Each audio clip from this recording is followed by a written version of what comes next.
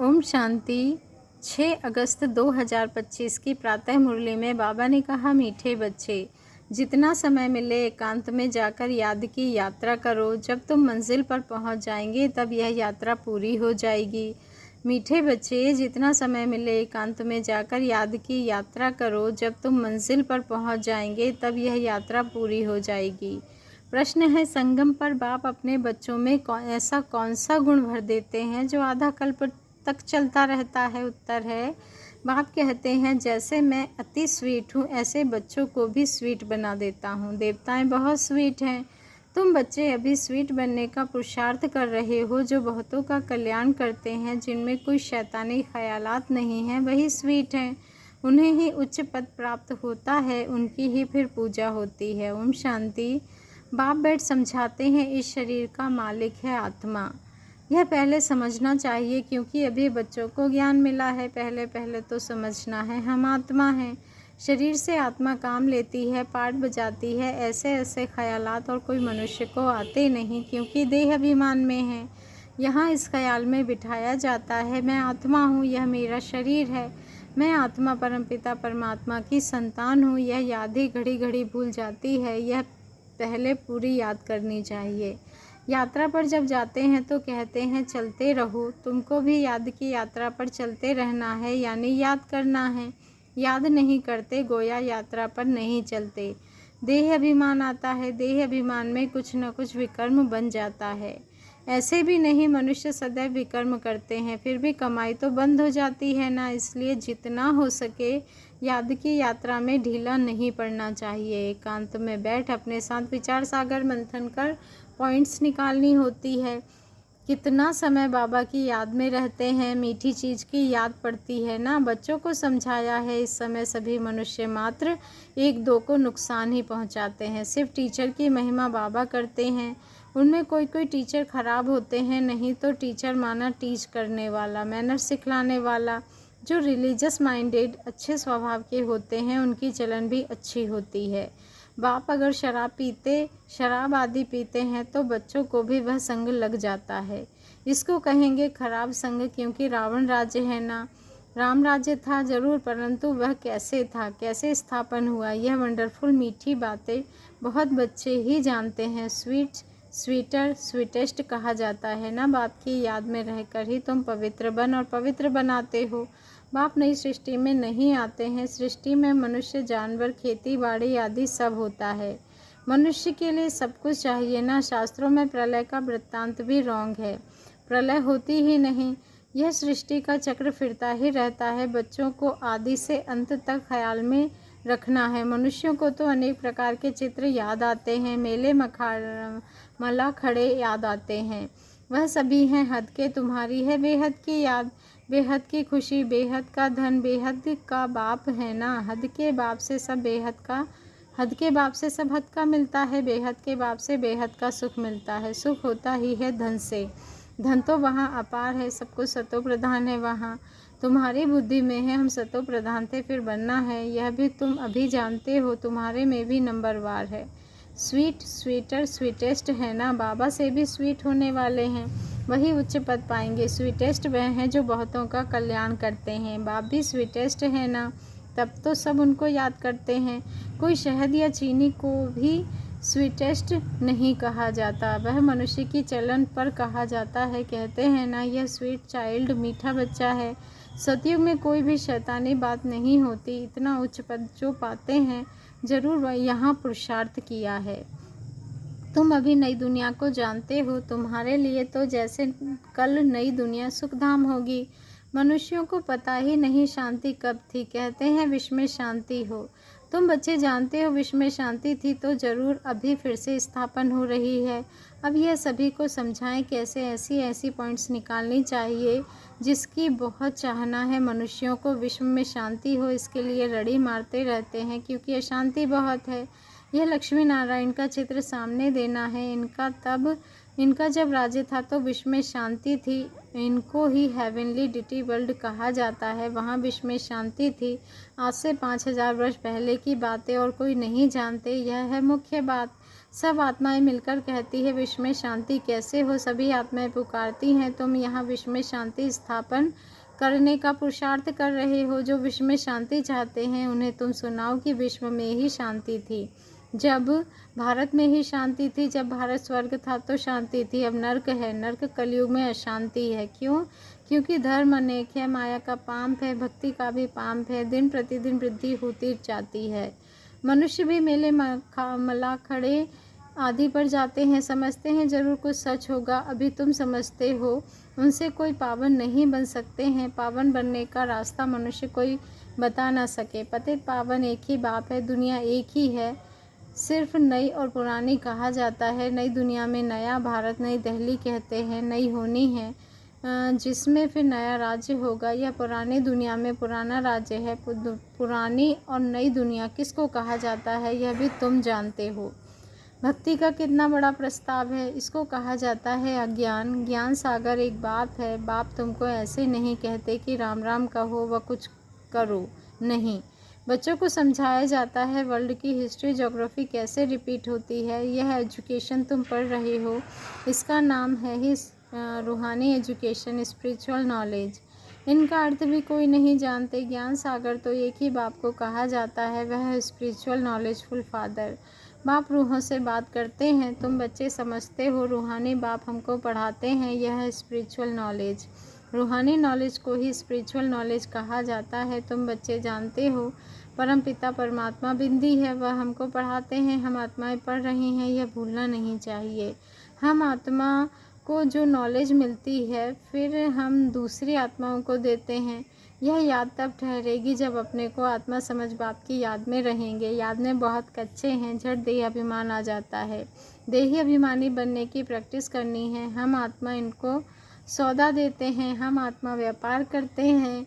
बाबा कहते हैं अपने को आत्मा समझ बाप को याद करने में ही फ़ायदा है। आत्मा को ज्ञान है हम आत्मा है, कर्म तो आत्मा को करना ही है, बच्चों आदि को ही संभालना है, धंधा धोरी भी करना है, धंधे आदि में याद रहे हम आत्मा है। यह बड़ा मुश्किल है। बाप कहते हैं, कौन कहते हैं? बाबा कहते हैं कोई भी उल्टा काम कभी नहीं करना है। सबसे बड़ा पाप है विकार का, वही बड़ा तंग करने वाला है। अभी तुम बच्चे पावन बनने की प्रतिज्ञा करते हो, उसका ही यादगार यह राखी बंधन है। आगे तो पाए पैसे की राखी मिलती थी, ब्राह्मण लोग जाकर राखी बांधते थे। आजकल तो राखी भी कितनी फैशनेबल बनाते हैं। वास्तव में है अभी की बात। तुम बाप से प्रतिज्ञा करते हो हम कभी विकार में नहीं जाएंगे, आपसे विश्व के मालिक बनने का वर्षा लेंगे। बाप कहेंगे 63 जन्म तो विश्व वैतरणी नदी में गोते खाए, अब तुमको क्षीर सागर में ले चलते हैं। सागर कोई है नहीं, भेंट में कहा जाता है तुमको शिवालय में ले जाते हैं, वहाँ अथाह सुख है। अभी यह अंतिम जन्म है। हे आत्माएं पवित्र बनो। क्या बाप का कहना नहीं मानेंगे? ईश्वर तुम्हारा बाप कहते हैं मीठे बच्चे बेकार में नहीं जाओ। जन्म जन्मांतर के पाप सिर पर है, वह मुझे याद करने से ही भस्म होंगे। कल्प पहले भी तुमको शिक्षा दी थी। बाप गारंटी तब करते हैं जब तुम यह गारंटी करते हो कि बाबा हम आपको याद करते रहेंगे। इतना याद करते रहो तो शरीर का भान ना रहे। सन्यासियों में भी कोई कोई बहुत तीखे पक्के ब्रह्मज्ञानी होते हैं, यह भी ऐसे बैठे बैठे शरीर छोड़ते हैं। यहाँ तुमको तो बाप समझाते हैं पावन बनकर जाना है, वह तो अपनी मत पर चलते हैं। ऐसे नहीं कि यह शरीर छोड़कर कोई मुक्ति जीवन मुक्ति में जाते हैं, नहीं, आते फिर भी यहाँ ही हैं, परंतु उनके फॉलोअर समझते हैं कि वह निर्वाण गया। बाप समझाते हैं एक भी वापस नहीं जा सकता, कायदा ही नहीं है, झाड़ वृद्धि को जरूर पाना है। अभी तुम संगम युग पर बैठे हो और सब मनुष्य हैं। कलयुग में तुम देवी संप्रदाय बन रहे हो। जो तुम्हारे धर्म के होंगे वह आते जाएंगे। देवी देवताओं का भी वहाँ सिजरा है ना, यहाँ बदली होकर और धर्मों में कन्वर्ट हो गए हैं, फिर निकल आएंगे। नहीं तो वहाँ जगह कौन भरेंगे? जरूर वह अपनी जगह भरने फिर से आ जाएंगे। यह बहुत महीन बातें हैं। बहुत अच्छे अच्छे भी आएंगे जो दूसरों धर्मों में कन्वर्ट हो गए हैं, तो फिर अपनी जगह पर आ जाएंगे। तुम्हारे पास मुसलमान आदि भी आते हैं ना, बड़ी खबरदारी रखनी चाहिए। झट जांच करेंगे यहाँ दूसरे धर्म वाले कैसे जाते हैं। इमरजेंसी में तो बहुतों को पकड़ते हैं, फिर पैसे मिलने से छोड़ भी देते हैं। जो कल्प पहले हुआ है तुम अभी देख रहे हो, कल्प आगे भी ऐसा हुआ था। तुम अभी मनुष्य से देवता उत्तम पुरुष बनते हो। यह है सर्वोत्तम ब्राह्मणों का कुल। इस समय बाप और बच्चे रूहानी सेवा पर हैं। कोई गरीब को धनवान बनाना यह रूहानी सेवा है। बाप कल्याण करते हैं तो बच्चों को भी मदद करनी चाहिए। जो बहुतों का रास्ता बताते हैं वह बहुत ऊंचे चढ़ जाते हैं। तुम बच्चों को पुरुषार्थ करना है, लेकिन चिंता नहीं, क्योंकि तुम्हारी रिस्पॉन्सिबिलिटी बाप के ऊपर है। पुरुषार्थ जोर से कराया जाता है, फिर जो फल निकलता है समझा जाता है। कल्प पहले मिसल बाप बच्चों को कहते हैं, बच्चे फिक्र मत करो, सेवा में मेहनत करो। नहीं बनते तो क्या करेंगे? इस कुल का नहीं होगा तो तुम भल कितना भी माता मारो, कोई कम तुम्हारा माथा खपाएंगे, कोई जास्ती। बाबा ने समझाया है, जब दुख बहुत आता है तो फिर आएंगे। तुम्हारा व्यर्थ कुछ नहीं जाएगा, तुम्हारा काम है राइट बताना। शिव बाबा कहते हैं, मुझे याद करो तो तुम्हारे विकर्म विनाश होंगे। ऐसे बहुत कहते हैं, भगवान जरूर है। महाभारत लड़ाई के समय भगवान था, सिर्फ कौन सा भगवान था उसमें मुझ गए हैं। श्री कृष्ण तो हो ना सके, श्री कृष्ण उसी फीचर से फिर सतयुग में ही होगा। हर जन्म में फीचर्स बदलते जाते हैं। सृष्टि अब बदल रही है, पुराने को नया अब भगवान कैसे बनाते हैं वह भी कोई नहीं जानते। तुम्हारा आखिर नाम निकलेगा, स्थापना हो रही है, फिर यह राज्य करेंगे, विनाश भी होगा। एक तरफ नई दुनिया, एक तरफ पुरानी दुनिया। यह चित्र बड़ा अच्छा है। कहते भी हैं ब्रह्मा द्वारा स्थापना, शंकर द्वारा विनाश, परंतु समझते कुछ नहीं। मुख्य चित्र है त्रिमूर्ति का, ऊंचे ते ऊंचा है शिव बाबा। तुम जानते हो शिव बाबा ब्रह्मा द्वारा हमको याद की यात्रा सिखला रहे हैं। बाबा को याद करो। योग अक्षर डिफ़िकल्ट लगता है, याद अक्षर बहुत सहज है। बाबा अक्षर बहुत लवली है, तुमको खुद ही लज्जा आएगी। हम आत्माएं बाप को याद कर नहीं सकती हैं, जिनसे विश्व की बादशाही मिलती है। आपे ही लज्जा आएगी।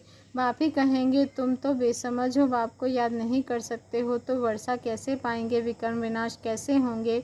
तुम आत्मा हो, मैं तुम्हारा परमपिता परमात्मा अविनाशी हूँ ना।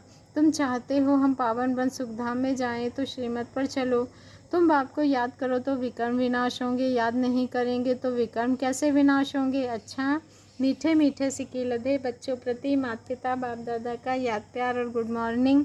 रूहानी बाप की रूहानी बच्चों को नमस्ते, और हम रूहानी बच्चों की रूहानी माता पिता बाप दादा को दिल से याद प्यार, गुड मॉर्निंग और नमस्ते। शुक्रिया बाबा, शुक्रिया। धारणा के लिए मुख्य सार है, फर्स्ट पॉइंट है, हर प्रकार से पुरुषार्थ करना है, फिक्र चिंता नहीं, क्योंकि हमारा रिस्पॉन्सिबल बाप स्वयं है।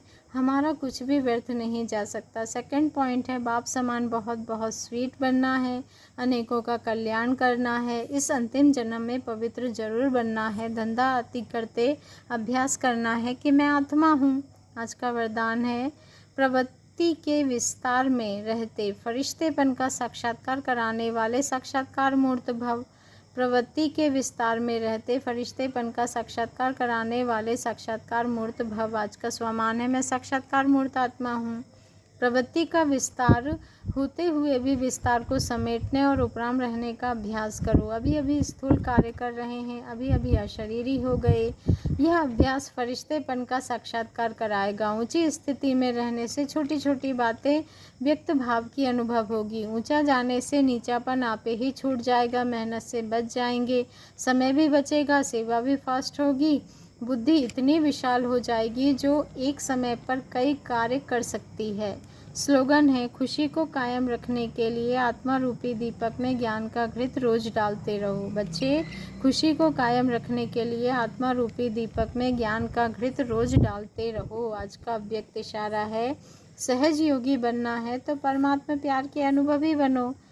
बच्चों से बाप का प्यार है, इसलिए सदा कहते हैं, बच्चे जो हो जैसे हो मेरे हो, ऐसे आप भी सदा प्यार में लवलीन रहो। दिल से कहो, बाबा जो है सब आप पर ही है, वह सब आप पर ही हो। दिल से कहो, बाबा जो हो वह सब आप ही हो, जो हो वह सब आप ही हो। कभी असत्य के राज्य के प्रभाव में नहीं आओ। श्रेष्ठ भाग्य की लकीर खींचने का कलम बाप ने आप बच्चों के हाथ में दी है। आप जितना चाहे उतना भाग्य बना सकते हो। अच्छा, ओम शांति। शुक्रिया बाबा, शुक्रिया।